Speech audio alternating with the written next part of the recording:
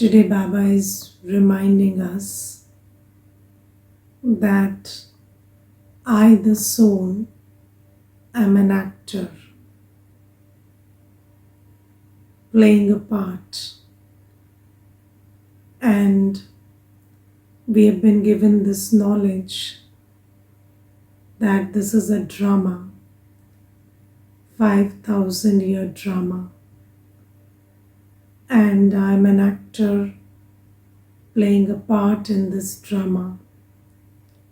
Who is the I, the soul? Now, do you remember this? That you are an actor playing a part? Or you forget this while playing the part?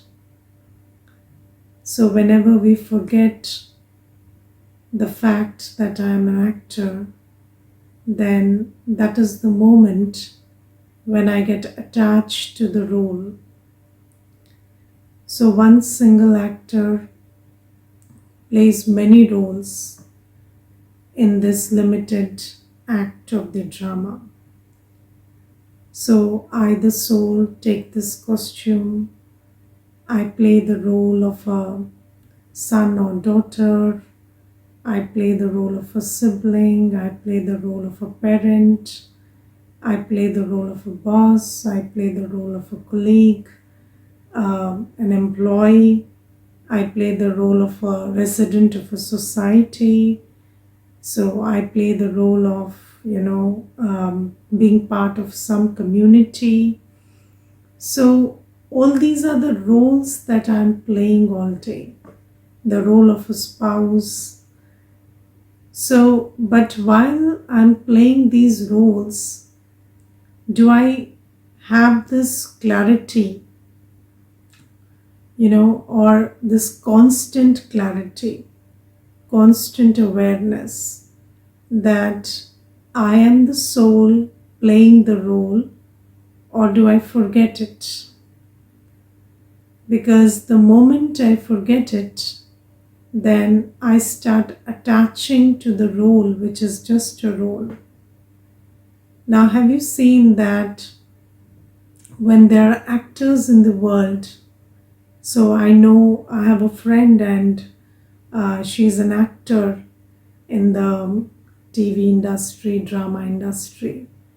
And she tells me that when she started working, then she used to get very attached to her co-actors. So if somebody is playing the role of a good mother in a serial, then she would get attached to that one and feel that she's getting the love of her mother from her. But then that's just an act. So you see that when we are playing a role in a temporary movie or serial or drama also, there also what happens is when children are young, they are naive and they are not experienced, then they get attached to the role they play and to their co-actors. And then they start seeing them as the role that they are playing. But is anybody the role they are playing? No.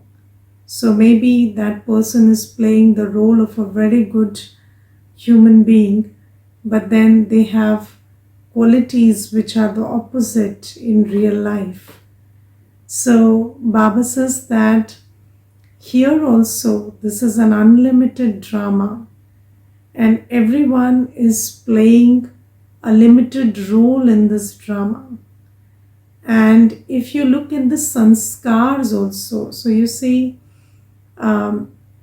there are two things that you have to remember. First is I'm a soul and I have original sanskars, and then in a particular role I manifest some set of sanskars which are the acquired ones, but then I don't manifest all of my sanskars in one role. So I have to see myself as bigger than the role I play. So let's say, when I am, so I'll give you a situation here, an example of a situation.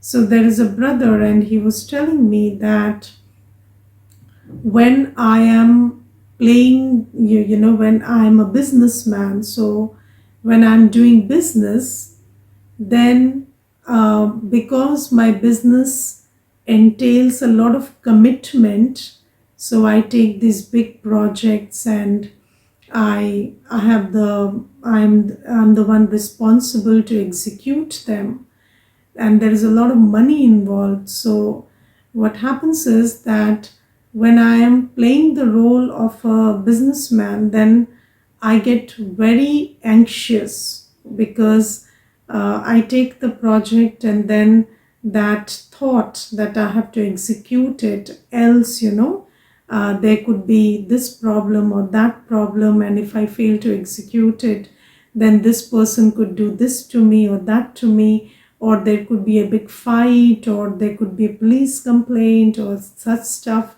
So he said that I get very anxious when I think about these things. But then now I changed my business, and I'm into a more stable kind of a thing where I'm not taking a lot of responsibility, and it's just something that I can do very easily, and I can make money out of it also. So I told that brother that maybe, you think that your anxiety is because of the business.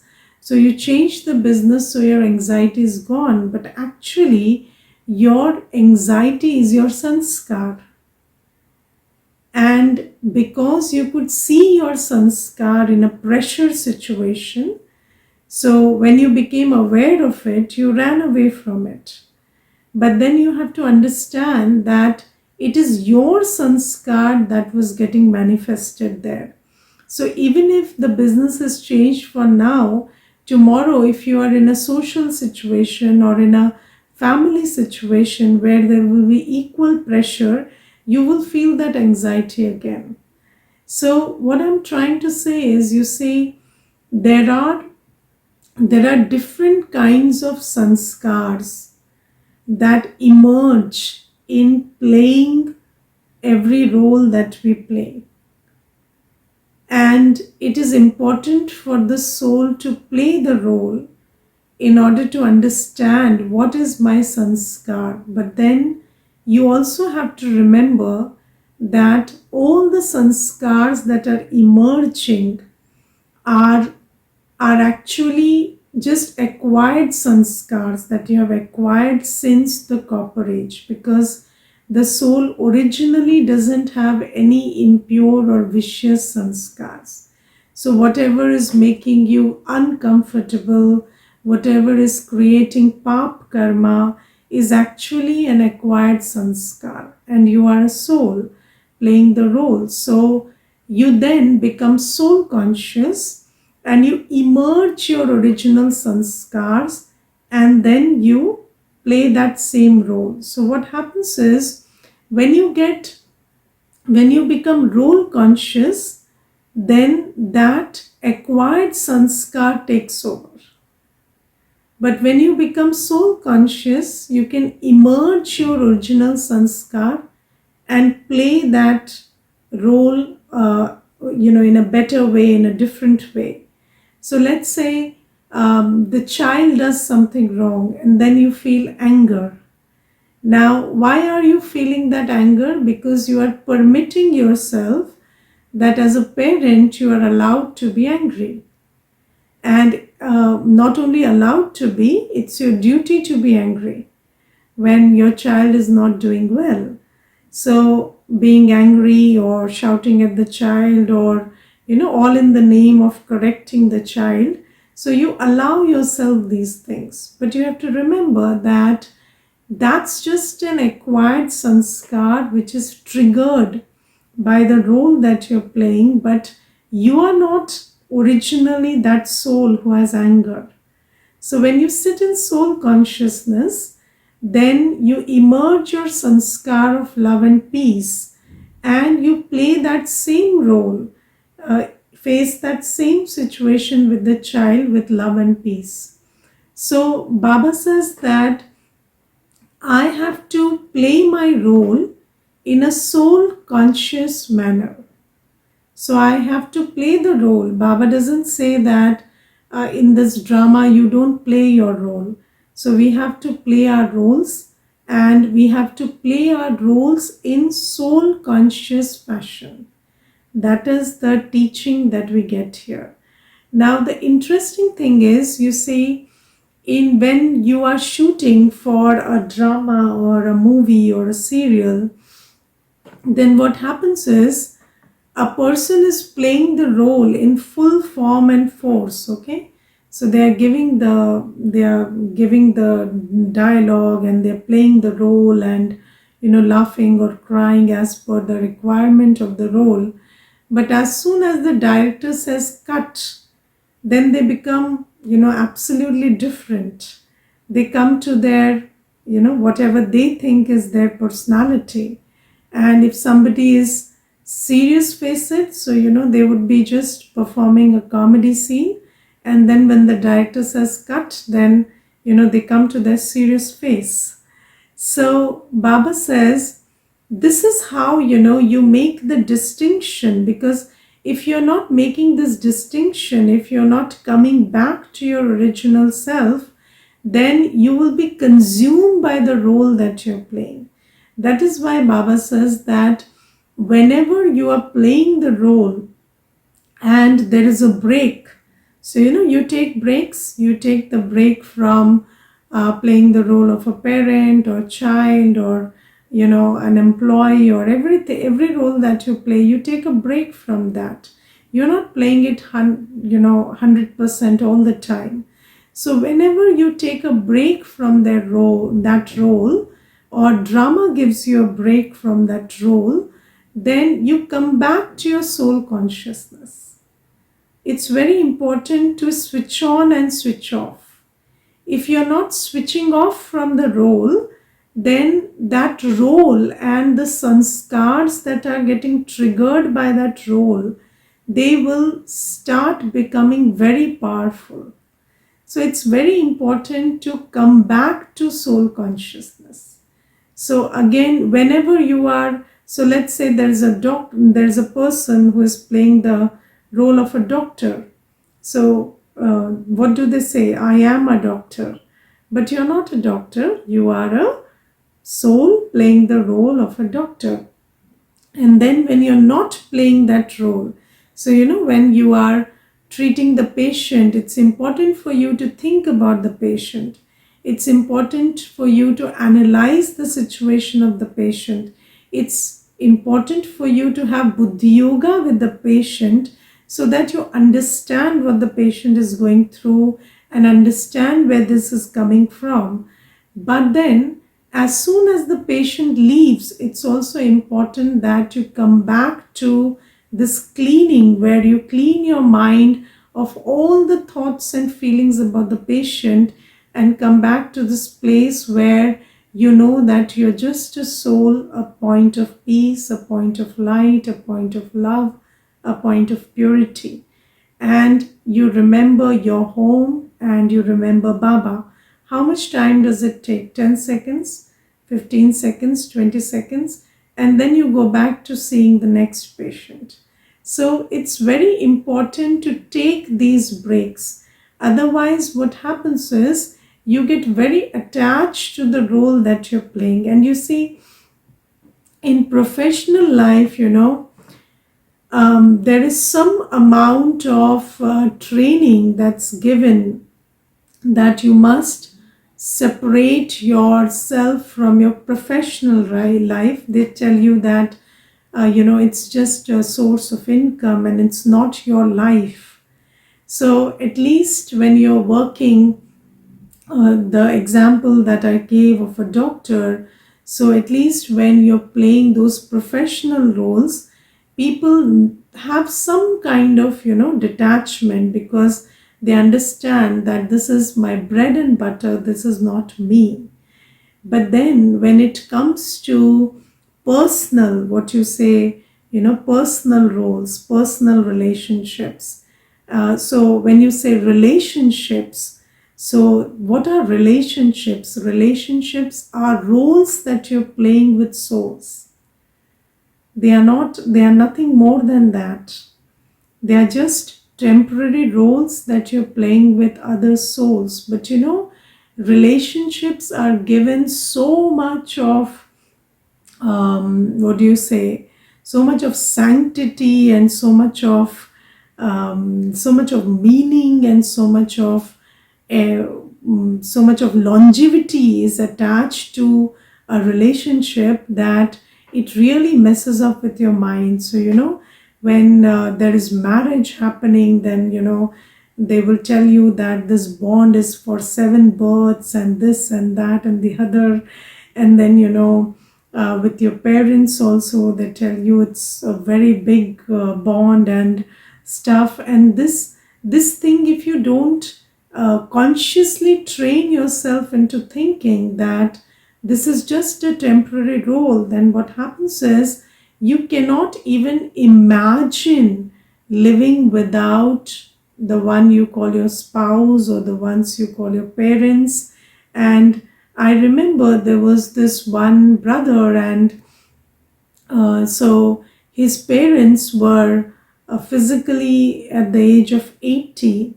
And that brother, he was not a BK, but he never married. And he took care of his parents until the age of 80. And when he came to the center, he told me that he wanted to offer bhog to Baba for the long life of his parents.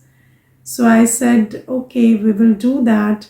But then, so we had some discussion, and then I asked him, has it ever crossed your mind, ever, in all these years, that these people will leave the body? So the ones you're calling your parents, they will leave the body. So he got so uncomfortable, I cannot tell you. And he was really uncomfortable with that thought. And he said that, in Hinduism, we say shubh shubh bolo. So always say nice things. And I do not want to think about my parents' death, and I don't want to think about they leaving the body. And what kind of discussion is this? I don't want to have it. So he said that it's some kind of sin to think about, that somebody would leave the body. So I said, but how can it be a sin when it's a truth?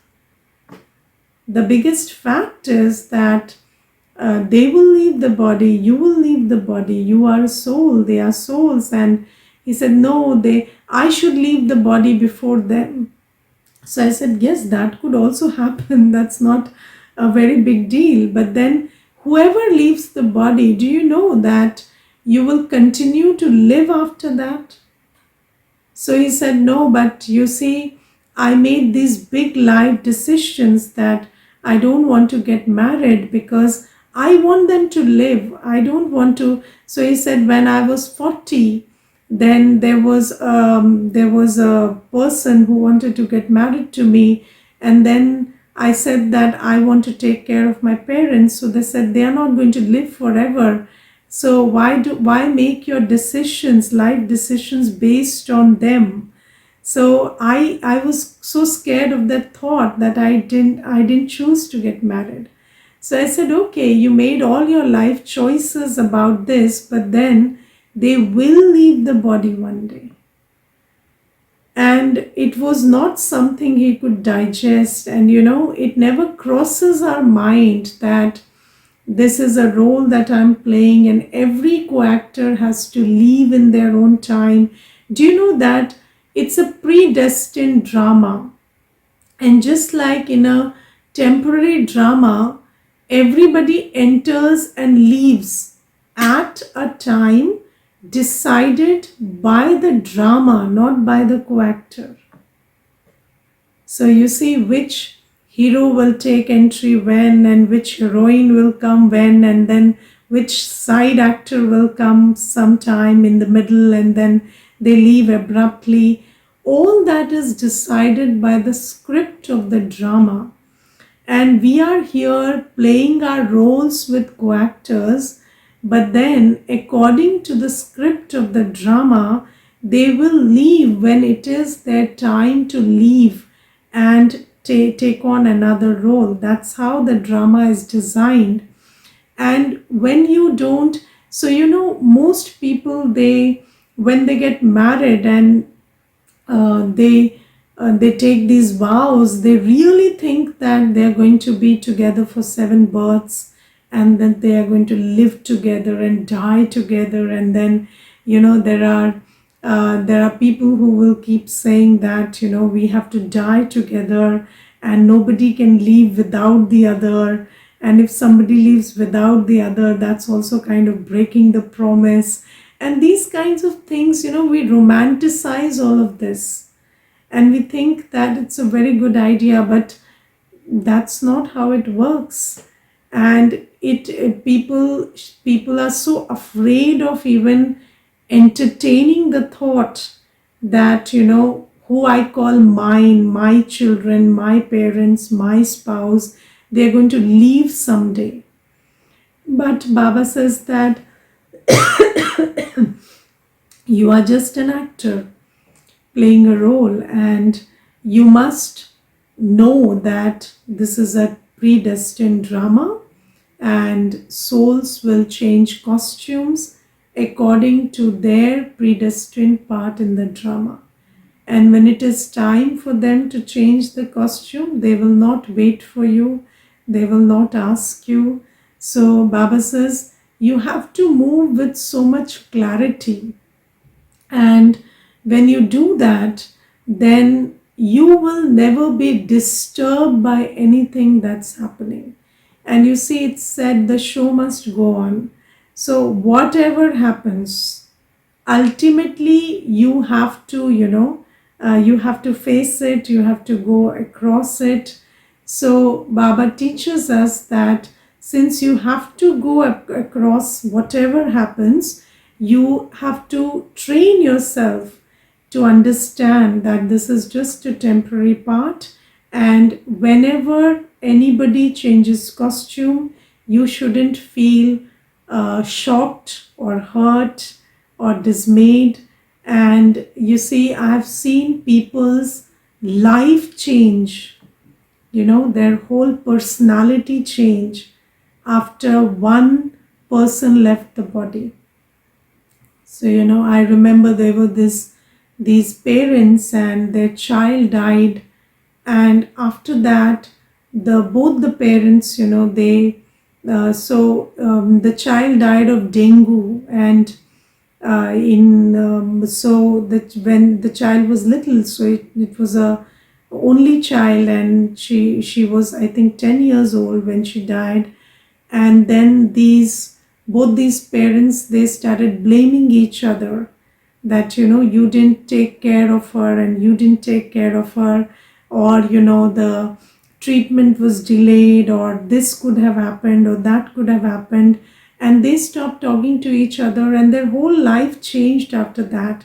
And that Mata had come after 5 years of that episode, and she was almost into depression.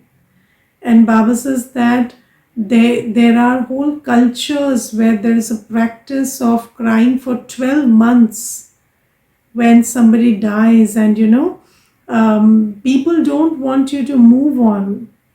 And if you move on, then you are not labeled in a very graceful manner. They will tell you that you are some kind of, you're a bad person if you moved on, and you are somebody who didn't cry enough, or you are somebody who was just selfish and using somebody, and that's why you're not crying enough. And it has to be enough for the other person, not enough for you also. So these things are there. But so in this culture where crying and grieving and sorrow and traumatizing yourself, and then not moving on, getting stuck in order to prove how much you love the person. These are the norms. In this kind of a culture, Baba is teaching us that you have to understand that all of this is just, the practice of Ravan Rajya. And what would a good BK do? So, somebody who understands the truth, somebody who understands Gyan, what do they do?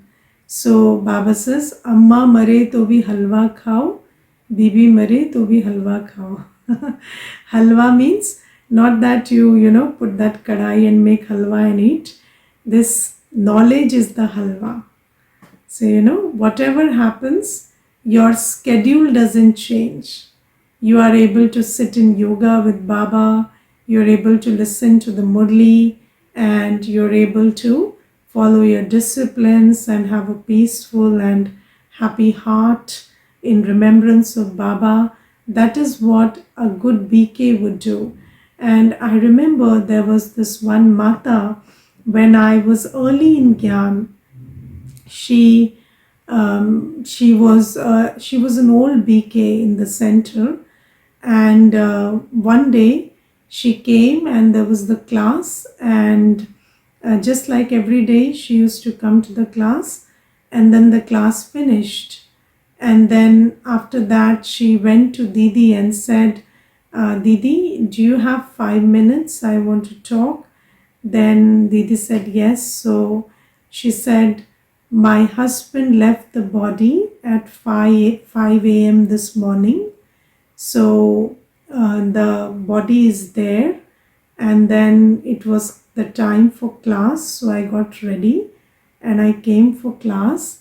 And now that the class is over and everybody's free, can some brothers come with me and we can, take care of the body, and whatever is to be done, can we do that?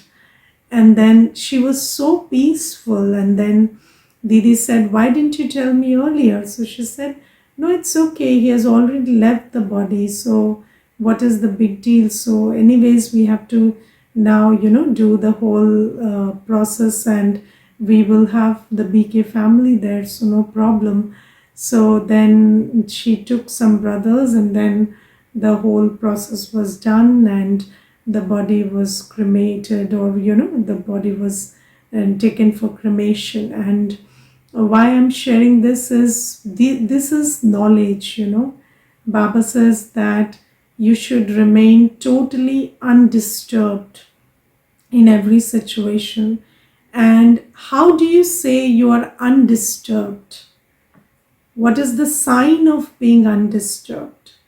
So if your schedule is able to, so people who can follow timetable. So if the timetable is not disturbed, then you are undisturbed. And the Brahmin timetable is not something that you follow just like that. You don't follow it under pressure. The Brahmin timetable is followed by choice.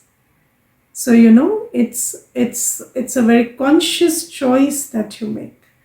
And if you are able to make the same choice in any situation, getting up in time with a loving heart, remembering Baba, going for the Murli, meditating, doing your Karam Yoga, if you're able to maintain that timetable, then that means that you are actually undisturbed. So Baba says the sign of a good yogi is that they would be undisturbed in any situation. No situation will shock them, confuse them.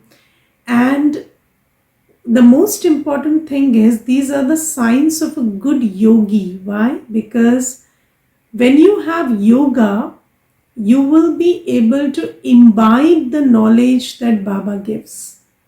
So, in order to be so achal adol, so unshakable and immovable in these kinds of situations, what you need is a lot of conviction on the knowledge of drama.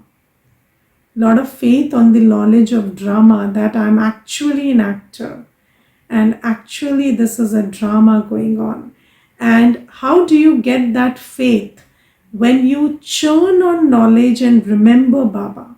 So when you spend a lot of time, remembering Baba, who is the ocean of knowledge, ocean of truth, and thinking about what he says, thinking about who he is, and having Buddhi Yoga with him, then this practice gives you that faith in the knowledge of the drama, and through that faith, you are able to have the state of being unshakable and immovable at all times. Okay, Om Shanti.